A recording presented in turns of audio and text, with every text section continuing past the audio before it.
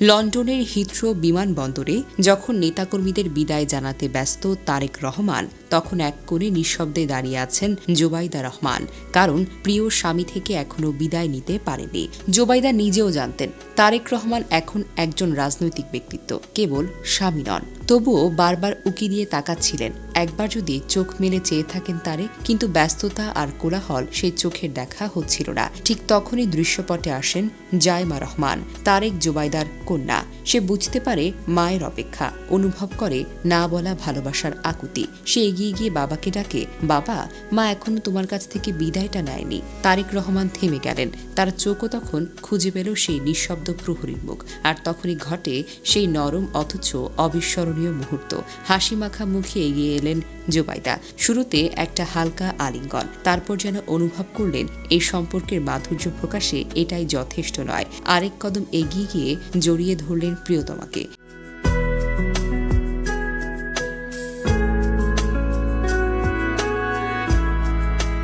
এই জোবাইদাই তারেক রহমানের ১৭ বছরের সঙ্গী, ছায়া, সাহস আর সবকিছু। তাকে নিয়ে কখনো কোথাও উচ্চস্বরে কিছু বলেননি, কিন্তু এই দৃশ্য বলে দেয় তাদের সম্পর্ক শিরোনামের চাইতেও অনেক গভীর।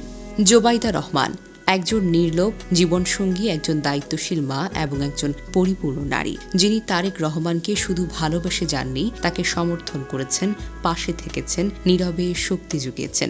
রাজনীতির ঘূর্ণিপাকে, আদালতের পদ, নির্বাসনের জীবন সব সয়েছেন বিনা অভিযোগে। জোবাইদা রহমান আজও তারেক রহমানের জীবনের সবচাইতে নির্ভরতার জায়গা। সে বিদায়ের মুহূর্তেও তিনি চুপচাপ ছিলেন, কিন্তু ভালোবাসার প্রকাশে ছিলেন সবচাইতে উজ্জ্বল।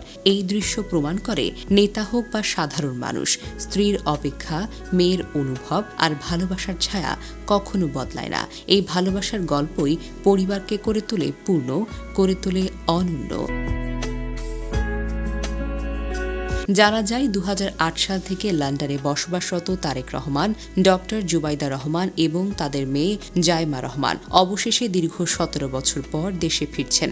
দীর্ঘ সময় পরে প্রবাসে থাকার পর জোবাইদা রহমান এখন তার পরিবারের সাথে মাতৃভূমিতে ফিরে আসছেন। তিনি থাকবেন তার বাবার ধানমন্ডির বাসা মহবুব ভবনে। মহবুব ভবনটি আগেই পরিষ্কার পরিচ্ছন্ন করে রাখা হয়েছে, তবে বাড়তি নিরাপত্তা ও আরামদায়ক পরিবেশ নিশ্চিত করতে আরও কিছু ব্যবস্থা নেওয়া হয়েছে।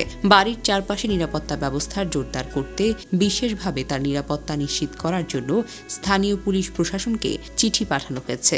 বিএনপির পক্ষ থেকে পুলিশ মহাপরিদর্শক বরাবর একটি চিঠি দেওয়া হয়েছে, যেখানে জোবাইদা রহমানের জন্য সশস্ত্র প্রহারা, পুলিশি উপস্থিতি এবং আর্চওয়ে স্ক্যানার বসানোর অনুরোধ জানানো হয়েছে।